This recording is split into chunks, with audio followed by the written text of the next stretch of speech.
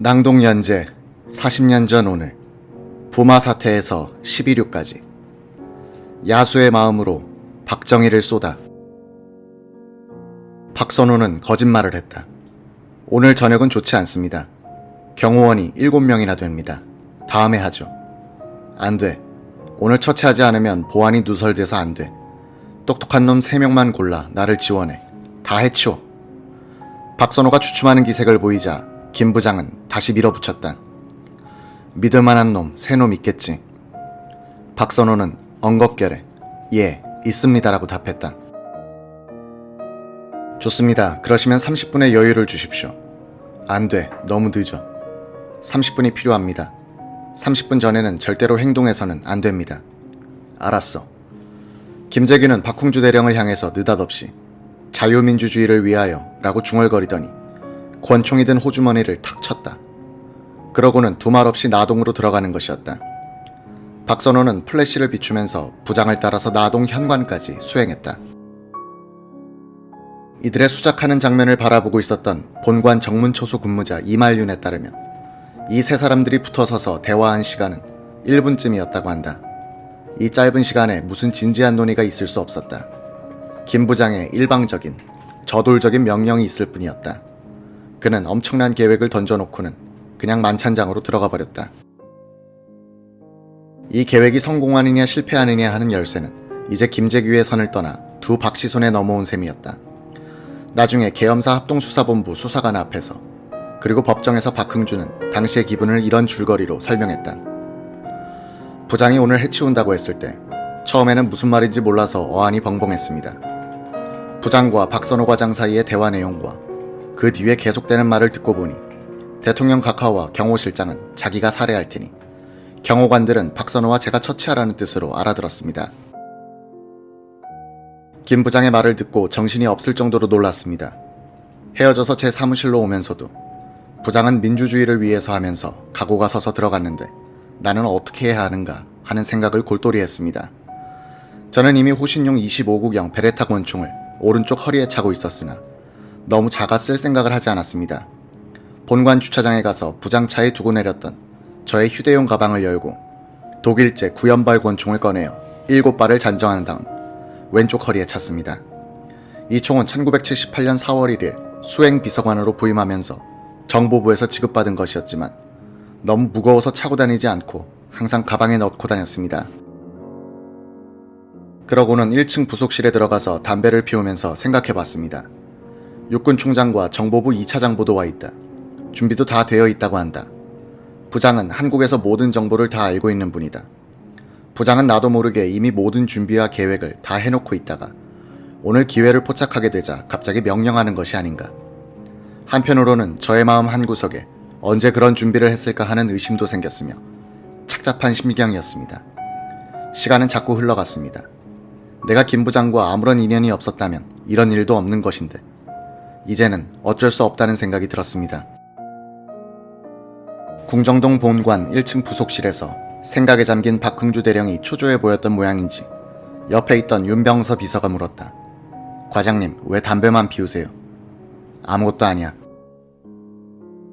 암살작전의 지휘자 박선호 의전 과장은 작전 배치를 끝내고는 저녁 7시 20분쯤 경호원 대기실로 들어갔다. 대통령이 식사하고 있는 안방과는 마루를 사이에 두고 있었다. 두 해병대 친구는 자신이 맡겠다고 결심한 터였다. 사살하지 않고 무장해제시킬 수도 있을 것이라는 생각을 했다. 해병대 간부 후보 동기생 정인영 처장과 후배인 안재송 부처장은 땅콩을 먹으면서 텔레비전을 보고 있었다. 미 8군 방송이었다.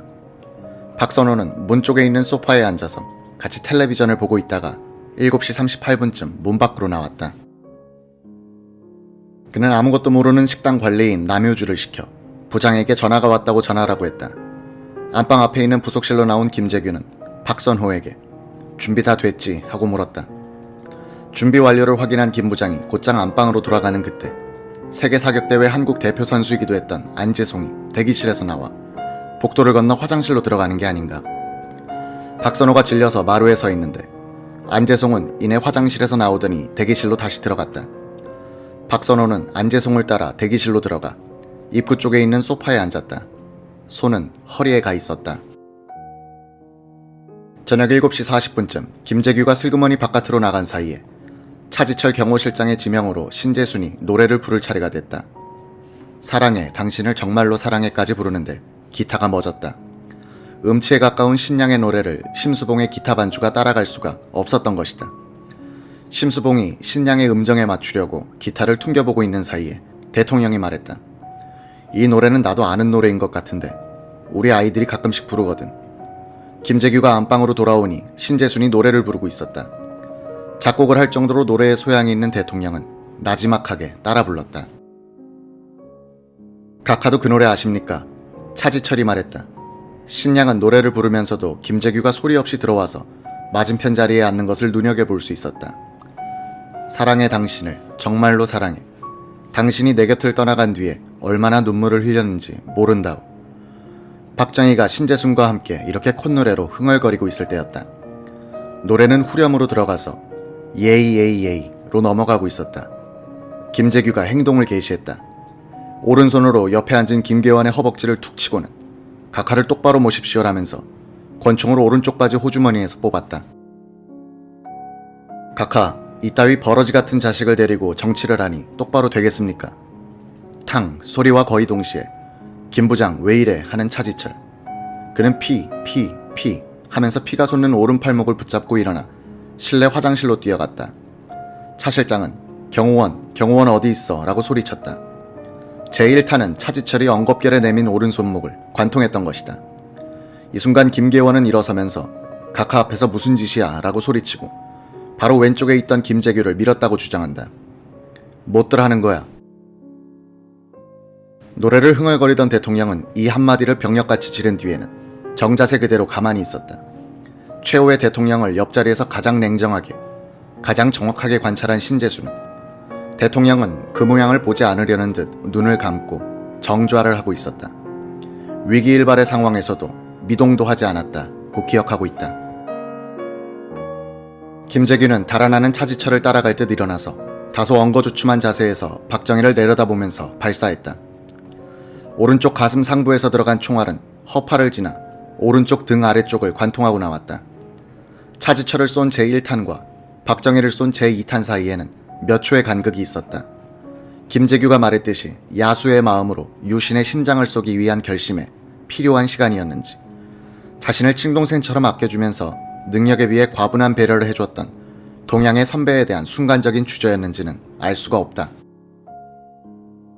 김재규는 법정에서 차 실장에게 꽝 하고 각하에게 꽝 했으니까 1초도 안 걸렸습니다 라고 진술했다.